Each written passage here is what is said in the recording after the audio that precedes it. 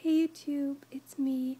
Um, I my HG is starting to get worse again, so I'm stuck on the couch for another day. I thought I was over this, but guess I'm having a relapse, which my midwife told me might happen. So, but anyway, I have had a lot of questions. I had mentioned possibly doing a video about Christmas traditions and what we do and that kind of stuff, and had a lot of questions and interest in that. It's kind of silly because I realized after I said that, we're such a young family and we're just starting to build ideas and traditions, and I'm a firm believer in over time letting the kids help come up with ideas and themes and things, but I'll talk to some of the questions and share a little bit of the traditions that we are interested in putting in place. I know I mentioned one in my gift video about the calendars that I want to do for the kids every Christmas. One thing I had, someone asked, since we're not doing Santa, how will we address questions with our kids and things like that? My view on this extends beyond Santa. I very much don't feel the need to hide Santa, like Santa things, Santa in the store. People are talking about Santa. People do Santa. Santa's a big part of this time of year for a lot of people. So basically, I won't make a big deal about it, but at the same time, I can tell my kids about Santa, where the idea of Santa came from, the story of St. Nicholas and how it's kind of transformed over time, but we just don't have Santa come visit us or anything like that. But I don't see any reason to hide about Santa from our kids. And because we'll be homeschooling too, it won't be quite as much of a big deal. So that's kind of my answer for that. Another question that people have asked is about extended family wanting to do big Christmas and big gifts, and that's something that we're still, I'm sorry, the lighting is really bad. That's something that we're dealing with too. Whenever we do extended family, there's lots of gifts. One side of the family, literally you're spending days opening presents, and that's something that we are taking year by year, step by step, communicating with family as much as we can.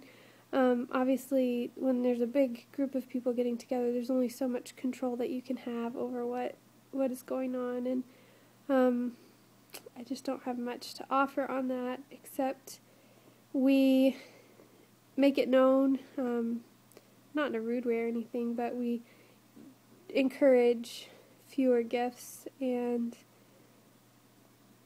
try and give gifts that are along the lines of what we believe in as well. I don't know if that really is helpful. If you ask me some more specific questions, maybe I can answer them, but that's something we're just taking step by step too.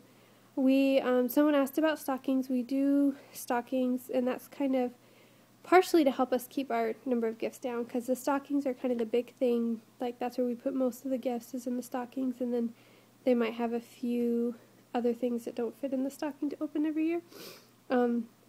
But they're from us. They're not from Santa or anything. One person mentioned, it's easy now when the kids are little to,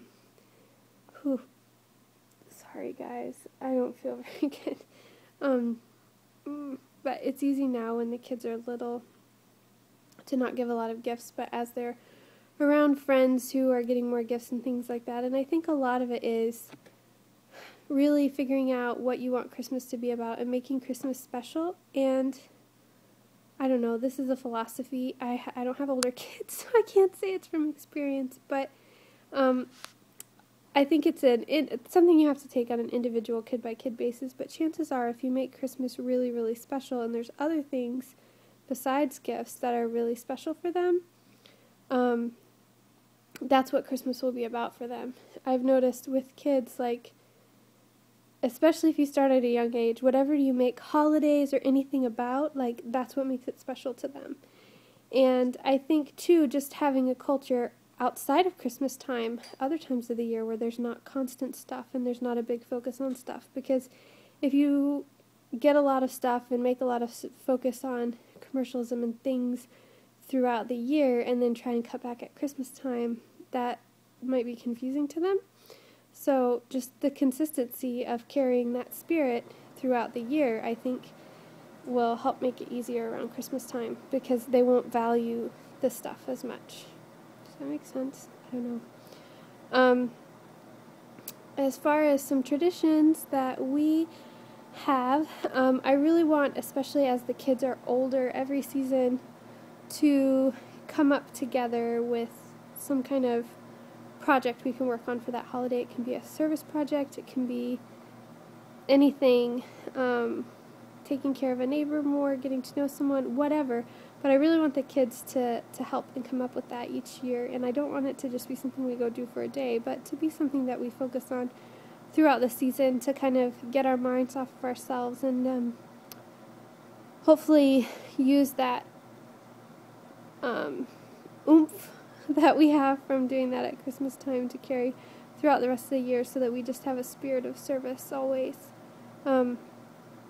Another thing that we do right now, each night, I have a bunch of Christmas books that I had started working on a big Christmas project with last year, and I don't know if I'm going to continue it, but at least for this year, we have a bunch of Christmas books that I've handpicked. All of them are Christian in nature, and each night Samuel gets to go into our big box of books and pick a book for worship, and we just use these books during Christmas time, and then we read that together for worship, and then we leave the book out so we can read them anytime during the day after that he wants.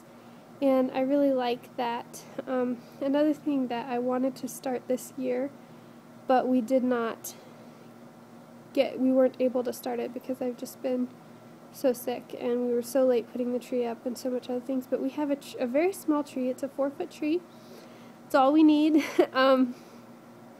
And we will be doing what's called a Jesse tree with that. And the idea is that if you Google it, you can find all sorts of resources and stuff on Jesse trees. There's so many different ways to do them. But the idea is that you start, depending on the tree, either the last day of November or the first day of December, and you put your tree up, and all of your ornaments, you only put up one ornament each day, and you have a devotional that goes with it. And by the end of by Christmas time, your tree tells the entire story of salvation. And it's a really neat thing to kind of help us get back to where we want our focus to be on Christmas. So that's something that I look forward to starting next year for sure. Another thing that we do, especially when we have Christmas with Arlen's family, because his family is much bigger than my family, and I do this for birthdays too. The day after a birthday or birthday party, or the day after Christmas, is a thank you day. And so with the kids, Samuel is starting to help now some, which is fun. We spend the whole day making thank you notes, making the cards and writing the notes and getting them mailed out, just as a way to remember to say thank you for the nice things that people do for us. And that's kind of all that I have right now. I feel like it's not very much. This is a long video. I kind of had to squeeze it in. I can do another video. Some people requested me share some of the books that we use, and I can try and do that in another video. But those are kind of my thoughts on Christmas traditions and holidays. The biggest things are just really praying about things. What's important to your family? What's important to your kids? What are their personalities like? And feeling free to add and subtract things as they work or don't work. But if you guys have any more questions for me, feel free to leave them below, and I'll talk to you later. Bye.